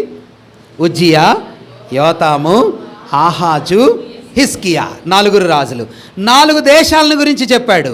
1 ఇశ్రాయేలు, క్రింద యోధా, 3 అష్షూరు, 4 బబులోను. వెరీ గుడ్, బాగా చెప్పారు. ఇప్పుడు ఈ గ్రంథంలో ప్రభువును గురించినటువంటి అంశాలు ఆల్రెడీ మనం చెప్పుకున్నాం. యెషయా గ్రంథాన్ని ఏమంటారని చెప్పుకున్నాం నాన్న? Micro mini Bible. ఎందుకంటే మీరు క్రొత్త నిబంధన బైబిల్ అంతా పట్టుకున్నారనుకోండి, క్రొత్త నిబంధన మొత్తంలో యేసుక్రీస్తు ప్రభు వారి యొక్క పుట్టుక, ఆయనను గూర్చినటువంటి సేవ, ఆయనను గూర్చినటువంటి రక్షణ, మరణం, పునరుద్ధానం, ఆ తర్వాత ఆయన తిరిగి వచ్చి స్థాపించబోయే రాజ్యం, 1000 ఏండ్ల పరిపాలనా రాజ్యం, ఈ వివరాలన్నిటితో కూడి కొత్త నిబంధన అంతా ఉంటుంది కదా. మీరు కానీ గమనిస్తే అద్భుతమైన విషయం ఏమిటంటే, యెషయా భక్తుడు ఈ 4 అంశాల్ని తన చిన్న గ్రంథం 66 అధ్యాయాల్లో చెప్పాడు కదా. మొదటిది ప్రభు పుట్టుకను గురించి యెషయా చెప్పాడు. ప్రతి క్రిస్మస్ రోజు మీరు గుర్తు చేసుకుంటారు కదా. ఏంటిదమ్మా అది గుర్తు చేసుకునేది? మీరు కన్యక గర్భవతి అయి కుమారుని కనును, ఆయనకి ఏమని పేరు పెడతారు? ఇమ్మానుయేల్ అని పేరు పెడతారని మాటకి చెప్పుకుంటారు కదా. ఏ గ్రంథంలో ఉంది అది? ఆ గ్రంథం పేరు తెలియదు కానీ మనకు అది తెలుసు. యెషయా గ్రంథంలోనే ఉంది. కన్యకకు పుడతాడు, ఇదిగో మనకు శిశువు అనుగ్రహించబడెను, శిశువు పుట్టెను, కుమారుడు, ఆయన పేరేంటో చెప్పండి? ఆశ్చర్యకరుడు, ఆలోచనకర్త, బలవంతుడైన దేవుడు, నిత్యుడగు తండ్రి, సమాధాన. అదంతా ఆయన పుట్టుకే. ఎవరు చెప్పారు ఇవన్నీ? భక్తుడైన యెషయా చెప్పాడండి. ఇంకెవరు చెప్పలా? భక్తుడైన యెషయా ఈ మాటలన్నీ ప్రభువుని గురించిన పుట్టుకను వివరాలు. యెషయి మొద్దులో నుంచి చిగురు పుట్టిద్ది. ఎక్కడి నుంచి అంట? యెషయి మొద్దు, యెషయా కాదు. యెషయి వేరు, యెషయా వేరు. యెషయి అంటే ఎవరమ్మా? ఎవరమ్మా చెప్పాలా? దావీదు వాళ్ళ డాడీ. నువ్వు చెప్పావమ్మా, షబాష్. యెషయి అంటే ఎవరన్నా? దావీదు వాళ్ళ డాడీ. యెషయా అంటే ఎవరు? ఈ ప్రవక్త. ఇదిగో ఇప్పుడు మనం చదువుతున్నాం. యెషయా అంటే ప్రవక్త, పనిచేసిన ప్రవక్త. అనేక వేల సంవత్సరాలకి ముందు యెషయి అనే ఒక తండ్రికి దావీదు అనే ఒక కుమారుడు పుట్టాడు. పాపం దావీదు వాళ్ళ డాడీ పేరు అందరికి తెలియదు కానీ దావీదయ్య గారి పేరు మాత్రం అందరికీ తెలుసు, కానీ దేవుడికి తెలుసు కదా. అందుకని ప్రభు ఏమంటాడంటే, యెషయి మొద్దులో నుంచి, 11వ అధ్యాయం యెషయా గ్రంథం. ఎవరి మొద్దు అంటన్నా? యెషయి, యెషయా కాదు. యెషయి మొద్దులో నుంచి ఏం పుట్టిద్దంట? చిగురు పుట్టిద్ది. అంటే ఏంటి దాని అర్థం? ఆ వంశంలో నుంచి పుడతాడు. ఎవరైనా పుట్టేది? రాజ్యాన్ని పరిపాలించే రాజు పుడతాడు. కాబట్టి యేసయ్య పుట్టుకను గురించి, అంటే యెషయా గ్రంథంలో కనిపించే సువార్త అంశం, the gospel in the book of Isaiah, the prophet Isaiah prophesied about the gospel themes, సువార్తలను గురించినటువంటి అంశాలు యెషయా ప్రవక్త ఏమేం చెప్పాడంటే, 1 ప్రభు పుట్టుక, 2 ప్రభువు సేవ. ఇదిగో నా సేవకుడు, ఇదిగో నా సేవకుడు అని సర్వెంట్ సాంగ్స్ అంటారు. ఏమంటారమ్మా యెషయా గ్రంథంలో? Servant songs. నా సేవకుడు అరుపులు, గట్టిగా కేకలు పెట్టడు, మకమకలాడుచున్న జనపనార ఒత్తిని ఆర్పడు, కేకలు పెట్టడు, అరుపులు వేయడు, ఆయన దీనుడుగా వస్తాడు. అసలు మీకు ఒక ఆశ్చర్యమైన విషయం చెప్పనా? యెషయా గ్రంథం 53వ అధ్యాయం దగ్గర ఆరాధనలో చెప్పకుండా దాటిపోలేం కదా. దాన్ని ఏమంటారు తెలుసా? ఏమంటారమ్మా? సర్వెంట్ సాంగ్ అంటారు. ఏం సాంగ్ అంటన్నా? Servant song. సర్వెంట్ సాంగ్ అంటే సేవకుడి కీర్తన. అది మీకు చూపించినట్టుగా నేను అనుకుంటున్నాను. చూడండి ఒకసారి యెషయా గ్రంథం 52వ అధ్యాయం. అదొక కీర్తన అన్నమాట. ఆ కీర్తన ఎక్కడి నుంచి ప్రారంభమవుతుందంటే 52వ అధ్యాయం యెషయా గ్రంథం చూడండి. 52వ అధ్యాయం 13వ వచనాన్ని మనం చదువుదాం. 52:13. ఆలకించుడి. ఎవరంటనా? యెషయా గ్రంథం 52:13. ఆలకించుడి నా సేవకుడు. ఎవరైనా? నా సేవకుడు. సర్వెంట్ అంటే సేవకుడు. నా సేవకుడు వివేకంగా ప్రవర్తిస్తాడు. ఆయన గురించే చెప్పుకుంటూ ఆయన హెచ్చించబడతాడు, ప్రసిద్ధుడవుతాడు. 14వ వచనంలో మనుష్యుల కంటే అతని ముఖం వికారమయ్యిద్ది కదా, అందరూ ఆయన్ని చూసి విస్మయం పొందుతారు. రాజులు 15వ వచనం, రాజులు ఆయనను చూచి, రాజులు అతను అంటే ఎవరమ్మా? సేవకుడు. సర్వెంట్ లాగా కనిపించిన యేసు ప్రభు వారిని చూసి నోరు మూసుకుంటారు కదా అని చెప్పుకుంటూ వచ్చి 53వ వచనం అంతా కూడా ఎవరి గురించి? 11వ వచనం చూడండి. 53:11. అతడు తనకు కలిగిన వేదనను చూచి తృప్తి పొందును, నీతిమంతుడైన నా సేవకుడు. ఎవరైనా సేవకుడు? యేసయ్య భూమి మీద ఎలా జీవించాడు నాన్న? రాజులాగా జీవించాడా? రాజకుటుంబంలో పుట్టాడా? రాజకిరీటాన్ని ధరించాడా? లేదు, సేవకుడుగా జీవించాడు. ఆయన పుట్టినప్పుడు ఎలా పుడతాడో యెషయా భక్తుడు చెప్పాడు. అంటే గాస్పెల్ థీమ్స్, సువార్త సందేశం ఇందులో ఉంది. 2, ఆయన సేవకుడుగా చేసే వివరాలు ఇందులో ఉన్నాయి కదా. ఆయన మన కొరకు దాసుని స్వరూపం ధరించాడని క్రొత్త నిబంధనలో ఒక భక్తుడైన పౌలు గారు ఒక పత్రికలో రాశాడు. ఏం పత్రిక పేరు చెప్పండి? ఆయన దాసుని స్వరూపాన్ని ధరించాడు. ఏం పేరమ్మా? తప్పు చెప్పారు. ఫిలిప్పీ పత్రిక. ఆయన దేవునితో సమానముగా ఉండుట విడిచిపెట్టకూడని భాగ్యమని ఎంచుకొనలేదు, కానీ మనుష్య స్వరూపాన్ని ధరించి దాసుని స్వరూపాన్ని ధరించుకొని రిక్తుడైపోయాడని పౌలు భక్తుడు ఏ గ్రంథంలో రాశాడు? ఫిలిప్పీ పత్రికలో రాశాడు. కాబట్టి ఇదిగో ఆ సేవకుడు, ఆయన సేవకుడుగా ఉంటాడు అని యెషయా ముందే చెప్పాడు కదా. ప్రభు పుట్టుకను గురించి చెప్పాడు, ప్రభు సేవను గురించి చెప్పాడు. ఇప్పుడే మనం చదువుకున్నాం కదా, ప్రభు యొక్క మరణం, ప్రభు యొక్క పునరుద్ధానాన్ని గురించి యెషయా విస్తారంగా చెప్పాడు. ఆఖరిగా ఏంటంటే 60వ అధ్యాయం నుంచి మీరు గమనిస్తే ఆయన పరిపాలకుడుగా బోస్రాలో నుంచి మీరు ఒక కీర్తన పాడతాం కదా, ఏంటిదమ్మా? గగనము చీల్చుకొని యేసు త్వరగా వస్తాడు అని మన కీర్తన పాడతామా? ఎక్కడుంది అది ఆ మాట? ఆయన గగనాన్ని చీల్చుకొని వస్తాడని. అమ్మా మన యెషయా గ్రంథంలోకి మనం చూద్దామా? సూపర్, వెరీ గుడ్, మీరు చక్కగా చెప్పారు. 64వ అధ్యాయం చూడండి, యెషయా గ్రంథం. గగనము చీల్చుకొని నీవు దిగివచ్చుదువుగాక. మాత్రమే కాదు, 63 చూస్తారా? యెషయా గ్రంథం 63. రక్తవర్ణ వస్త్రములు ధరించుకొని ఎదోము నుంచి వచ్చుచున్న ఇతడెవరు? బోస్రా నుండి బలాతిశయముతో వచ్చుచున్న ఇతడెవరు? ఎవరంట ఆయన? ఆయనే.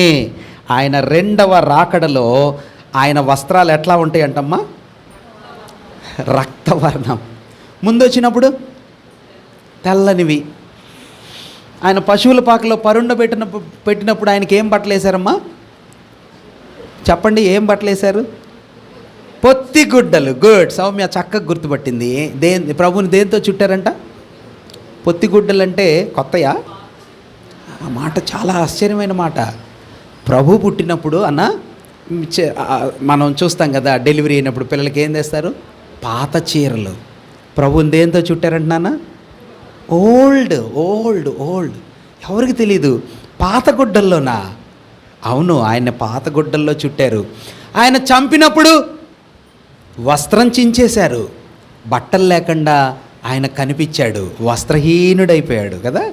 ఆయన నిలువుటంగికి స్టిచ్చింగ్ లేదంట. కానీ ఎన్ని అంగీలు వేసుకున్నాడో మరి పాపం కదా. ప్రభు అలా దీనుడుగా, దాసుడుగా, చాలా పేదవాడుగా జీవించాడు. కానీ రెండోసారి వస్తాడే, అప్పుడు పొత్తిగుడ్డలు ఉండవు ఆయనకి కదమ్మా. అప్పుడేముండవు? నిలువుటంగి ఉండదు, వస్త్రహీనుడిగా అవమానపరచబడి కనబడ్డు. ఎలా ఉంటాయంట ఆయన వస్త్రాలు?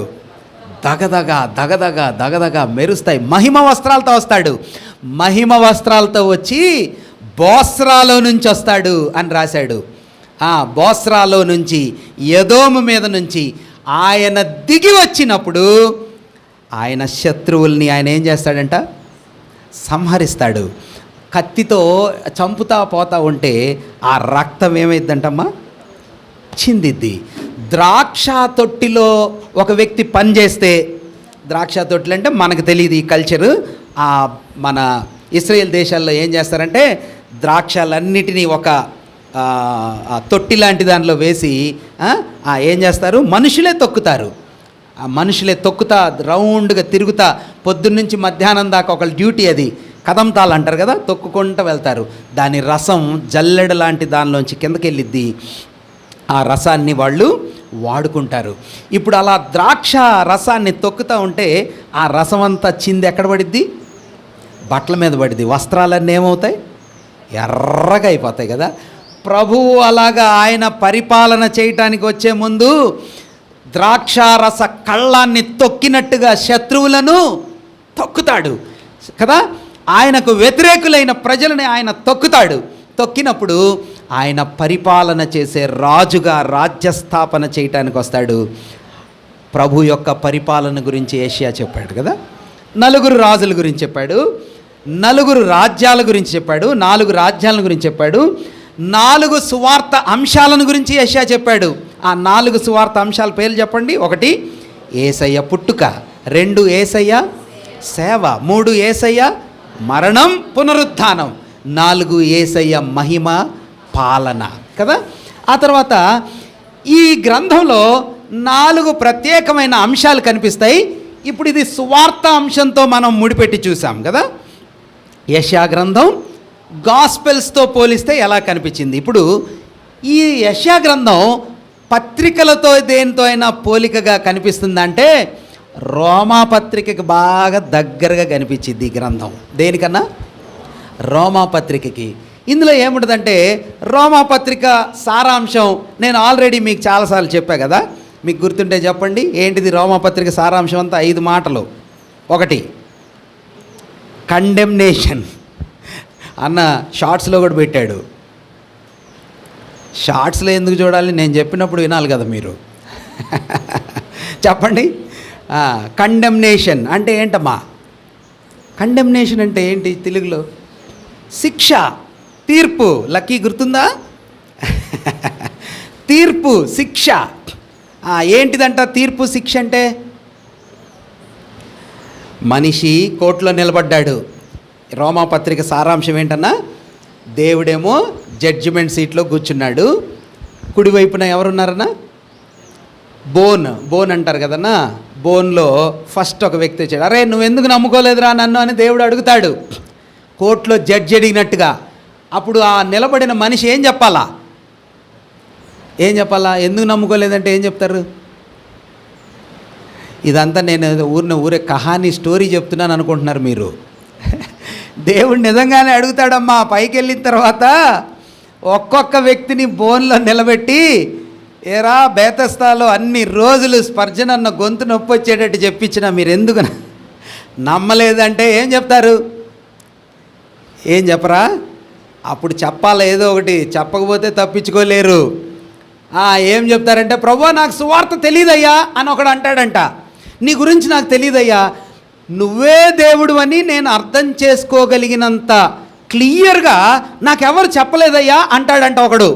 అప్పుడు దేవుడు అంటాడు, అరే సృష్టిని చూసినప్పుడు నీకు అర్థం కాలేదా? ఓకే, సృష్టిని చూసినప్పుడు నీకు అర్థం కాకపోతే సూర్యుడు దేవుడే చేశాడని ఆ గొప్ప దేవుడు ఎవరో తెలుసుకోవాలని నువ్వు ఎప్పుడు ప్రయత్నం చేయలేదా? ఆకాశం ఎవరు చేశారు? దేవుడు చేశాడని చెప్తున్నావు కదా.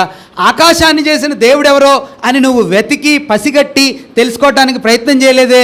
కాబట్టి నువ్వు తప్పు చేసావురా అని దేవుడు వాడి తప్పుని నిరూపిస్తాడు. నిరూపిస్తే మనబోటోడు ఏమంటాడంటే, ప్రభువా నాకు అంత జ్ఞానం లేదయ్యా, నేను వెర్రుణ్ణయ్యా, అడవిలో పుట్టానయ్యా, బేతస్తాలో పెరిగానయ్యా, ప్రగతి కాలంలో నాకు అంత చదువు లేదయ్యా అని చెప్పే ఆస్కారం ఉంది. అప్పుడు ప్రభు ఏం చెప్తాడు తెలుసన్నా? అప్పుడేమంటాడన్నా దేవుడు? తప్పించుకోవచ్చా మరి? అవును కదా పాపం వీడికి స్కూల్ లేదు, చదువు లేదు, ఈయన ఎందుకులే వదిలేద్దాం అంటాడా దేవుడు? ఏమంటాడన్నా? ఎందుకు వేస్తాడు? చెప్పాలిగా, ఏదో ఒక కారణం చెప్పేయాలి శిక్ష. ఏమని చెప్తాడు? సరే ఓకే, నీకు చదువు లేదు, స్కూల్కి వెళ్ళలేదు, సృష్టిని చూసి నువ్వు తెలుసుకోలేకపోయావు దేవుణ్ణి. మరి నీ మనసు లోపల మనస్సాక్షి అనేది ఉందిగా. ఇది చదువుకున్న వాళ్ళకే ఉంటుందన్నా? అందరికీ ఉంటుంది కదన్నా. మరి ఈ మనస్సాక్షి నీకు ఎప్పుడు చెప్పలేదా? అరే నువ్వు తప్పు చేస్తున్నావు, దేవుణ్ణి తెలుసుకోవట్లా, దూరంగా ఉంటున్నావు, పని చేయట్లా, ప్రభు సన్నిధిలో నువ్వు సరిగా లేవు, పాపం చేస్తున్నావు, నీ మనస్సాక్షి నిన్ను గుచ్చలేదా? గుచ్చింది సార్. పోనీ నన్ను నమ్ముకోలా, సృష్టిని చూసి నమ్ముకోలా, నీ మనస్సాక్షి చెప్పినప్పుడు నువ్వు ఎందుకు వినలేదురా? సారీ సార్, అక్కడ సారీ నడవదు కదా. కాబట్టి యూదుడు నెక్స్ట్ రౌండ్ ఆ బోన్లో ఎవరు నిలబడతారు? యూదుడు నిలబడతాడు. యూదుడు అంటాడు, సార్ నేను ధర్మశాస్త్రం ఫాలో అయ్యాను సార్ అంటాడు. ధర్మశాస్త్రాన్ని నువ్వు బోధించావు కానీ నీ కంట్లో దూలాన్ని పెట్టుకొని ఎదుటివాడికి నలుసు చూపిస్తానంటావు. నువ్వే గుడ్డోడివై ఉండి ఇతరులకి గుడ్డోడికి దృష్టి చూపిస్తానంటావు, నడిపిస్తానంటావు. నువ్వు అసలు చెప్పినోడివి, తీర్పు తీర్చుకోవడా, నిన్ను నువ్వు తీర్పు తీర్చుకోవా? ఎప్పుడు? యూదుణ్ణి దేవుడు పట్టుకొని అడుగుతాడు. కాబట్టి యూదుడు పాపంలో పడిపోయాడు, అన్యుడు పాపంలో పడిపోయాడు, ఎవడు తప్పించుకోడు. కాబట్టి అందరికీ శిక్ష సంప్రాప్తమైంది. దేవుడు అనుగ్రహించు మహిమను పొందలేకపోయారని రోమాపత్రిక మొదటి భాగం చెప్తుంది. అంటే ఎవ్రీబడి ఈజ్ కండెమ్డ్, శిక్షించబడటానికి తగిన వాళ్ళే అని నిరూపిస్తుంది రోమాపత్రిక మొదటి 3 అధ్యాయాలు. కానీ పాపం శిక్షించబడతాము అని నిరూపించబడి అట్లానే మన తల మీద ఉరితాడు, లేకపోతే మన మెడ మీద కత్తి ఉంటే మనం ఎలా బ్రతుకుతాం కదా. అందుకని దేవుడు ఏం చేశాడంటే, అయినా పర్లేదు, నీ మీద శిక్షణ భయపడబాకు, నీకోసం దేవుడు ఒక ఏర్పాటు చేశాడయ్యా. ఆయన కుమారుణ్ణి ఇచ్చాడు. ఆయన్ని నమ్ముకోవటం ద్వారా నువ్వేమవుతావు? నీతిమంతుడు అయిపోతావు. God made you righteous. దేవుడు నిన్ను నీతిమంతుడిగా తీర్చాడు. ఎలా తీర్చాడంటే నమ్మటం ద్వారా. సార్ నాకెలా అర్థమైందంటే, మనం అడుగుతాం కదా, ప్రభు నాకెలా అర్థమైందంటే ఉదాహరణలు చెప్పాడు. అబ్రహాం తెలుసా నీకు? తెలుసు సార్. ఎవరు? యూదులకు మూల పురుషుడు, మరి దేశం అంతటికి ప్రజలందరికీ ఒక ప్రాథమికమైన మూల పురుషుడు సార్. ఆయన జనాంగాలు ఆయనలోంచి వచ్చాయి. అబ్రహాం ఏం చేశాడు రా? ఏం చేశాడు? ఏదైనా మంచి పని చేశాడా? ఏం చేయలేదు సార్. కానీ అబ్రహాముని దేవుడు ఏమన్నాడు? నీతిమంతుడు అన్నాడు కదా. ఏం చేశాడంటే దేవుణ్ణి నమ్మాడు రా అబ్రహాము. నమ్మితే చాలు, నువ్వేం పని చేయక్కర్లా, నువ్వేం గొప్ప మంచి కార్యాలు చేయక్కర్లా. దేవుడు చేసినటువంటి ఏర్పాటును నువ్వు నమ్మితే చాలు. ఆయన పిలిచినప్పుడు నేనున్నానయ్యా, వస్తాను నీ వెంట అంటే చాలు. కాబట్టి అబ్రహాము నీతిమంతుడయ్యాడు. మరి అలాగ అనేక మంది నీతిమంతులు. ఈ వివరాలన్నీ చెప్పుకుంటూ వచ్చాడు కదా ప్రభు. దేవుని నీతిని గురించి చెప్పాడు. 3వది ఏం చెప్పాడంటే, నువ్వు దేవుని నమ్ముకున్నావు కదా, మరి పరిశుద్ధంగా జీవించాలా. బాప్తీసం తీసుకొని 6వ అధ్యాయం రోమాపత్రిక, బాప్తీసం తీసుకొని నీళ్లల్లో నుంచి లేచినోడు ఏంటిదంటమ్మా ఉదాహరణ? దేని సాదృశ్యంగా ఉన్నాడు నాన్న? మరణించి యేసయ్య పునరుద్ధానుడైనట్టుగా లేచాం. మరి కొత్తోడివా పాతోడివా నువ్వు అన్నా? నాగేశ్వరం అన్న కొత్తోడివా పాతోడివా? స్పర్జన్ అన్న కొత్తోడా పాతోడా? కనిపిస్తుంది పాతోడే, కానీ లోపల ఏముండాలంటున్నాడు? నూతన పురుషుడు, ప్రాచీన పురుషుడు.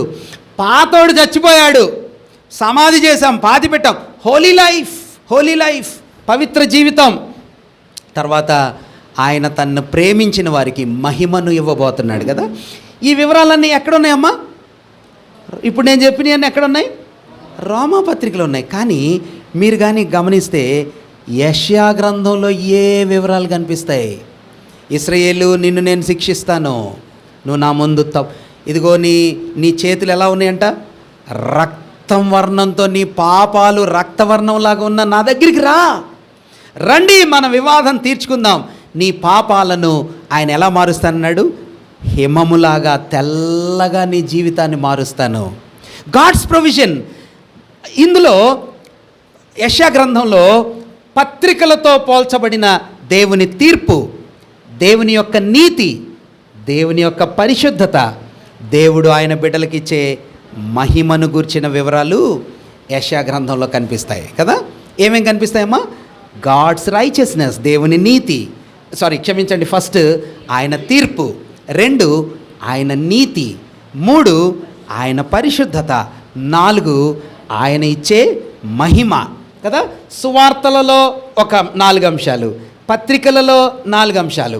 ఈ గ్రంథం అంతటిలో, యెషయా గ్రంథం అంతటిలో 4 భాగాలు ఉన్నాయి. ఎన్ని భాగాలమ్మా? 4 భాగాలు ఉన్నాయి. ఒకటి ప్రవచన భాగం అంటారు, అంటే ప్రాఫటిక్ పార్ట్ అంటారు, ప్రవచన భాగం ఉంది. 2 ప్రపంచపు భాగం ఉంది, ప్రపంచం అంతా. ఏమేం ప్రపంచం ఉంది మనం చెప్పుకున్నాం కదా. కూషు గురించి చెప్పాడు, బబులోను గురించి చెప్పాడు. చూడండి ఒకసారి, మీకు ఆ మాటలు నేను చూపిస్తాను. యెషయా గ్రంథంలో ఆయన ఏ ఏ దేశాలను గుర్చినటువంటి దేవోక్తి ప్రభు యెషయా ద్వారా చెప్పించాడో మనం చూద్దామా. 13వ అధ్యాయం చూడండి అన్న, 13:1. ఆమోజు కుమారుడైన యెషయాకు ఎవరిని గురించి చెప్పాడు? తీలేదా ఇంకా?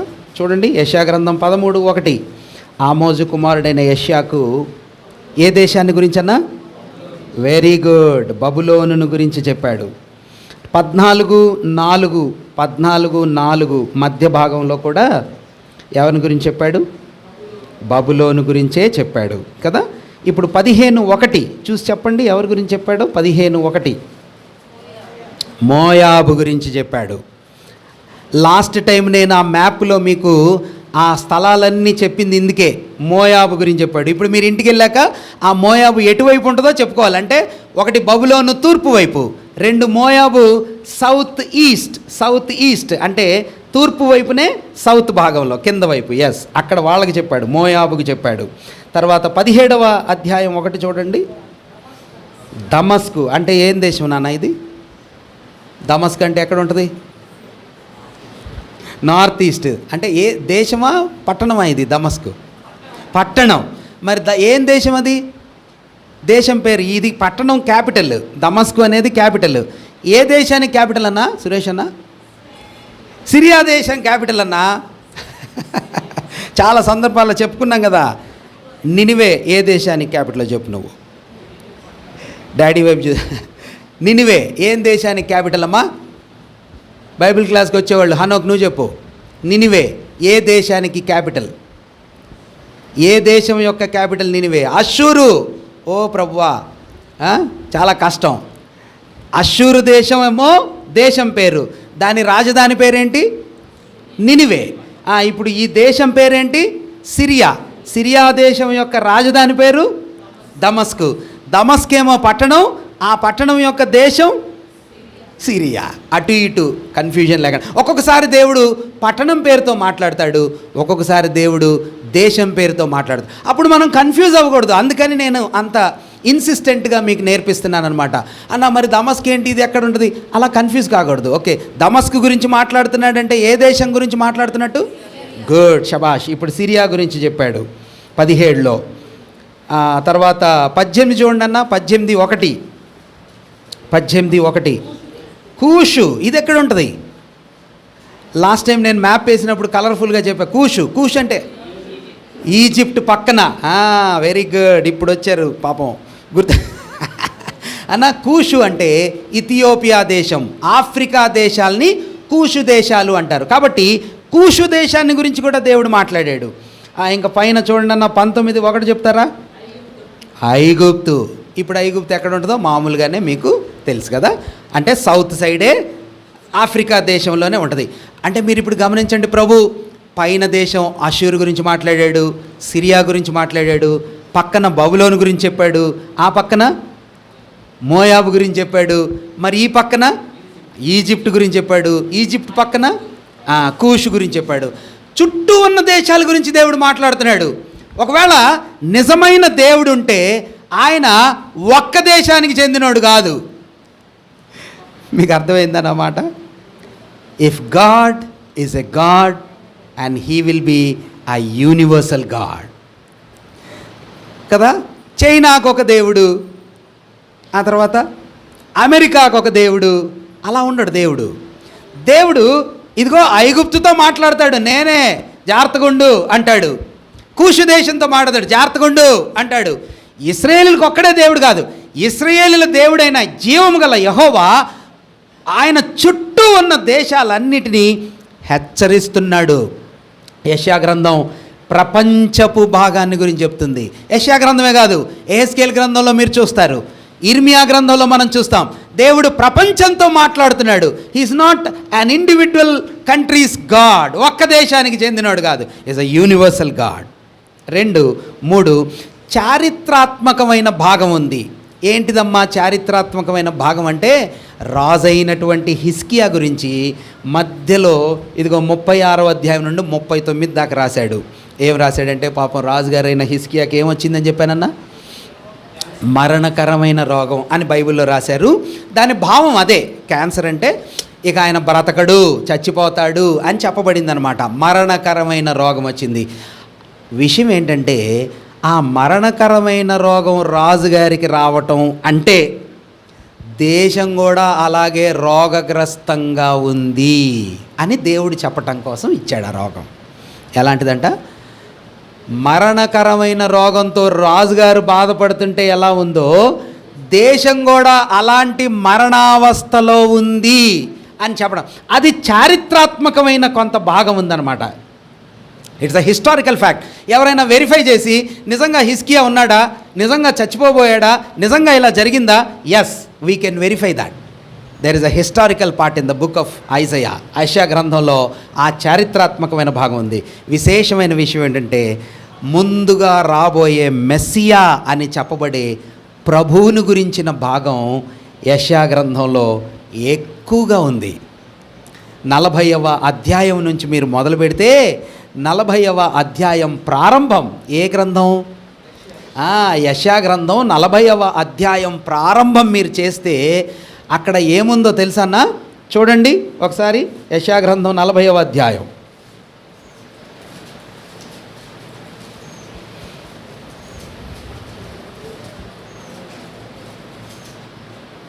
3వ వచనం.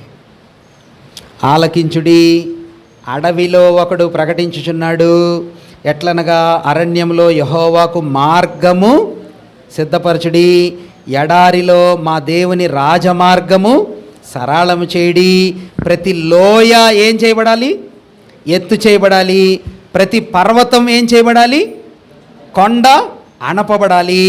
వంకర మార్గాలు చక్కపరచబడాలి, కరుకైనవి సమానంగా చేయబడాలి.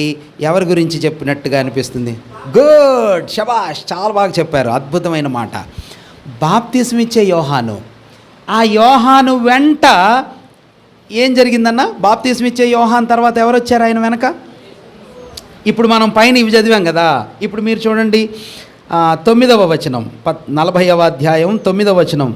యెరూషలేమా, మధ్య నుంచి నేను చదువుతున్నాను. యెరూషలేమా, సువార్త ప్రకటించున్నదానా, బలముగా ప్రకటింపుము, భయపడక ప్రకటింపుమి. ఎవరంటన్నా? ఇదిగో, ఇదిగో చెప్పండి, ఇదిగో మీ దేవుడు అని యోధా పట్టణాలకి బాప్తిస్మిచ్చే యోహాను ఏం చేశాడన్నా? బాప్తిస్మిచ్చే యోహాను ఏం చేశాడు? నడిచి వచ్చుచున్న యేసు వైపు చూచి, ఇదిగో, ఇదిగో లోక పాపములను మోసుకొని పోవు దేవుని గొర్రెపిల్లాన్ని, దేవుణ్ణి యేసయ్య వారిని ఎవరికి పరిచయం చేశాడన్నా? లోకానికి, విశేషంగా యూదులకు పరిచయం. ఈ అధ్యాయం ఉందే 40వ అధ్యాయం, సేమ్ అదే అధ్యాయం క్రొత్త నిబంధన యొక్క ఆరంభం. మీకు అర్థమైందా నా భాష? ఎలాగైతే 40వ అధ్యాయం నుంచి 66వ అధ్యాయం వరకు క్రొత్త నిబంధన భాగాన్ని సూచిస్తుందో అదే రీతిగా నూతన నిబంధనలో ప్రభువు భూమి మీదకి వచ్చినప్పుడు బాప్తిస్మిచ్చే యోహాను ముందొచ్చాడు, యోహాను వెనక ప్రభు వచ్చాడు. ఇక ప్రభు సేవ, ప్రభు పరిచర్య 53వ అధ్యాయంలో ప్రభు చనిపోయినట్టుగా మనకి కొత్త నిబంధనలో ప్రభు సువార్తల్లో చనిపోవటం. అంటే దీని అర్థం ఏంటంటే, దీన్ని ప్రభు భాగం అన్నాం. ఎన్ని భాగాలమ్మా? ప్రవచన భాగం, ప్రపంచపు భాగం, చారిత్రాత్మక భాగం, తర్వాత ప్రభు భాగం. ప్రభువును మెస్సియాని గురించి కూడా యెషయా చెప్పాడు. ఒకటి ఆయన శిశువుగా చెప్పాడు, సేవకుడుగా చెప్పాడు, శ్రమ పొందిన వాడిగా చెప్పాడు, సర్వోన్నతమైన అధినేత. లేకపోతే ఇదిగో ఇక్కడ మనం చెప్పామే సువార్తాంశం, ఈ రెండు ఒకటే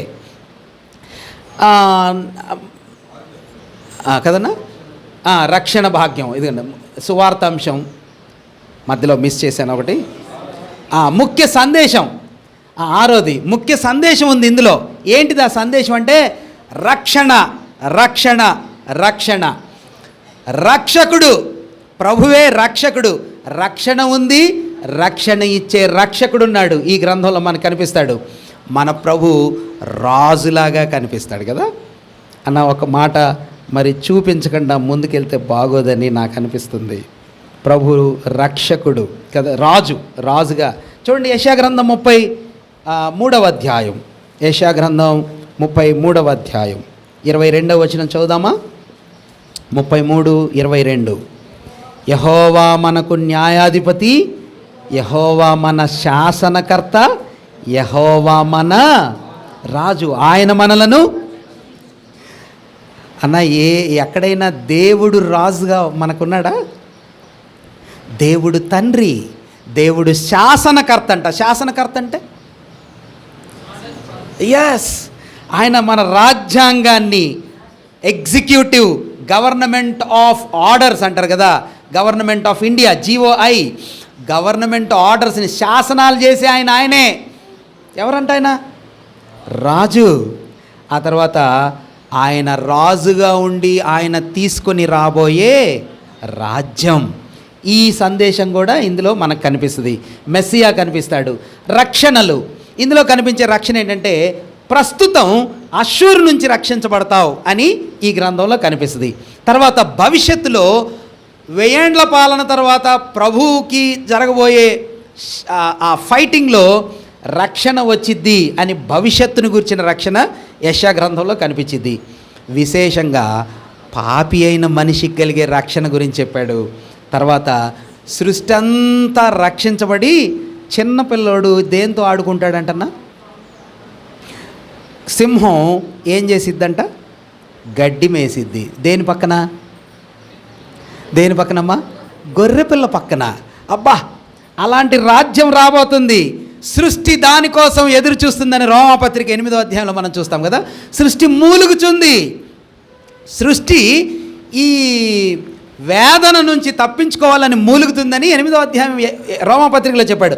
ఆ సృష్టికి రక్షణ కలిగిద్ది. ఇక నో మోర్ ఫైటింగ్స్. నాగటి కత్తులని నాగటి నక్కులుగాను వాళ్ళు తయారు చేసి యుద్ధములు ఉండవు. చూడండి, ఆ మాట కూడా నేను చూపిస్తాను. యెషయా గ్రంథం ఇది చూద్దామమ్మా. 2వ అధ్యాయం 4వ వచనం చూడండి. 2:4 యెషయా గ్రంథం 2:4 ఆయన మధ్యవర్తి అయి అన్యజనులకు న్యాయం తీరుస్తాడు. వారు తమ ఖడ్గములను, మధ్యలో నుంచి నేను చదువుతున్నాను, వారు తమ ఖడ్గములను నాగటి నక్కులుగాను తమ ఈటలను మచ్చుకత్తులుగాను సాగొట్టుకుంటారు. జనం మీదకి జనము ఖడ్గమెత్తక ఉంటారు. యుద్ధము చేయటం మానేస్తారు. యెషయా గ్రంథం 2:4 నేను చదివాను. అన్న, ఈ మాట ఎక్కడ ఉంటుందో మీకు ఎవరికైనా తెలిస్తే చెప్పండి. మీకు ఇప్పుడే గిఫ్ట్ ఇస్తాను. ప్రపంచంలో ఇప్పుడు ఇది బైబిల్లో చూపించా కదా, పృథ్వీ చెప్పచ్చు అనుకుంటున్నాను నేను. హనోక్, జాన్, నాని చదువుకునే పిల్లలకి తెలుస్తుంది. లక్కీ ఎక్కడ ఉంటుందో తెలుసా? UN ఆఫీస్ ఉందన్న. UN ఆఫీస్, యునైటెడ్ నేషన్స్ అంటే ఐక్యరాజ్య సమితి ఉంది ఆఫీసు. ఆ ఆఫీసు గోడ మీద ఇదే వాక్యం రాసి ఉంటుంది. ఇప్పుడు ఇంటికి వెళ్ళిన తర్వాత యూట్యూబ్లోనో నెట్లోనో చూడండి. ఓకే, UN ఇంటర్నేషనల్ ఆర్గనైజేషన్ ఆ గోడ మీద ఏం వాక్యం రాసి ఉంటుంది? ఇప్పుడు నేను చదివానే, వారు కత్తుల్ని ఏం చేస్తారంట? నాగటి నక్కులుగా మార్చుకుంటారు. ఈటల్ని ఏం చేస్తారు? ఈటల్ని మచ్చులుగా మార్చుకుంటారు. అంటే వ్యవసాయం చేసే పనిముట్లుగా మార్చుకుంటారు. ఇక యుద్ధం చెయ్యరు. ఈ మాటనే రాసి పెట్టుకున్నారు. ఆ రాజ్యం సృష్టికి ఇచ్చే రక్షణను గురించి తెలియజేస్తుంది. అయితే ఇందులో ఒక చిన్న హెచ్చరిక ఉంది. ఆ హెచ్చరిక ఏంటంటే యెషయా భక్తుడు ఒక మాట హెచ్చరిస్తున్నాడు. ఏమని చెప్తున్నాడంటే జాగ్రత్తగా ఉండండి, జాగ్రత్తగా ఉండండి అని చెప్తున్నాడు. ఏంటిది ఆ జాగ్రత్త అంటే, నీ చుట్టూ నువ్వెవరితో ఫ్రెండ్షిప్ చేస్తున్నావో జాగ్రత్త అని యెషయా గ్రంథంలో మనకి, నీ సహవాసం గురించి జాగ్రత్త. 2, దేవునితో నీ సంబంధం ఎలా ఉంది? యెషయా గ్రంథం మనల్ని ప్రశ్నిస్తుంది. ఒకటేంటమ్మా, చుట్టూ నీ సంబంధం ఎలా ఉంది? 2, దేవునితో నీ సంబంధం ఎలా ఉంది? 3, నీ సొంత సాక్ష్యం ఎలా ఉంది? నీ సొంత సాక్ష్యం ఎలా ఉంది? 4వదిగా, దేవుడు ఆయన ఇచ్చే సందేశానికి నువ్వు ఎలా రెస్పాండ్ అవుతున్నావు? ఊరికినే మనకు గుర్తుండటం కోసం నేను ఇలా చెప్తున్నా. సహవాసం చుట్టూ, సంబంధం దేవునితో, సాక్ష్యం వ్యక్తిగతంగా, సందేశం దేవుని మాటలు. జాగ్రత్తగా ఉంటున్నారా? లేకపోతే యెషయా గ్రంథంలో ఉన్నటువంటి తీర్పులు, శిక్ష మారితే దాని వెనుక వచ్చే మేలులు, ఆనందం యెషయా గ్రంథంలో ఉంది. ఈ చార్ట్ని పెట్టుకొని మీరు చదువుతూ ఉంటే యెషయా గ్రంథం బాగా అర్థమైద్ది. ప్రభు చిత్తమైతే ముందున్న దినాల్లో మరికొన్ని సంగతులు ఆ గ్రంథంలో నుంచి మనం ధ్యానం చేద్దాం. దేవుడు ఈ తలంపులను మనందరి వినికిల్లో దీవించునుగాక.